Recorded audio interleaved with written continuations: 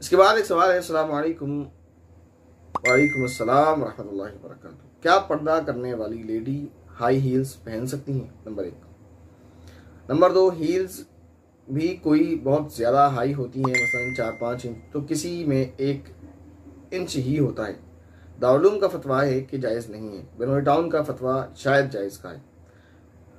तीसरा सवाल ये, अच्छा एक इंच भी हील में आता है क्या? तो तीसरे सवाल का जवाब तो आपके ऊपर है। क्या 1 इंच को हील बोला जाता है? अगर बोला जाता है तो फिर वो हील में है, और नहीं बोला जाता है तो मैं समझता हूँ नहीं होगा। ये मेरी अपनी राय हो सकता है, गलत हो सकती है, आप दूसरे उलमा से रब्ता कर सकते हैं।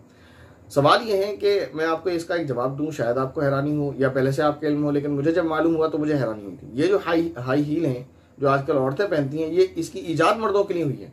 इसको पहनते ही मर्द थे, ये बनी ही मर्दों के लिए थी। बाद में इस पर औरतों ने इस तरह कब्जा किया है कि आज कोई मर्द इसको तसव्वुर भी नहीं कर सकता इसको पहनने का। और मेरे ख्याल से बहुत सारे लोग इस बात से नावाकिफ है कि ये मर्दों के लिए बनाई गई थी। इसकी जो ईजाद हुई है, इसको जो बनाया गया है, वो बनाया ही मर्दों के लिए किया था, कभी औरतों के लिए हाई हील नहीं बनाई गई है। पहली बात तो ये है। दूसरी बात यह कि औरतें हाई हील पहन सकती हैं, तो उसका जवाब यह है कि नहीं पहनना चाहिए। जैसे कि खुद आपने भी लिखा कि दारुल उलूम देवबंद का फतवा है कि जायज़ नहीं, तो इसको नहीं पहनना चाहिए।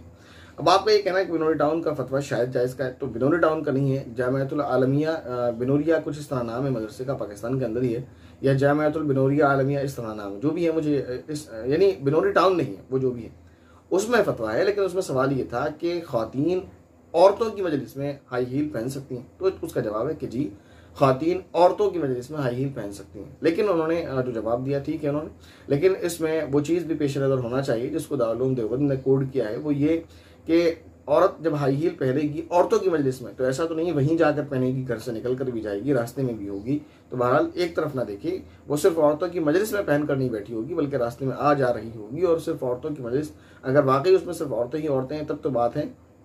लेकिन आजकल हम कहीं भी देखते हैं तो वहाँ जाते हैं तो जो गैदरिंग होती है, जो वहाँ इस तरह प्रोग्राम होते हैं, वहाँ पर सिर्फ ये कि सिर्फ औरतें ही औरतें हों, ये आजकल तकरीबन नामुमकिन है। चाहे उसका कज़िन ही क्यों ना हो, मर्द तो ज़रूर होगा।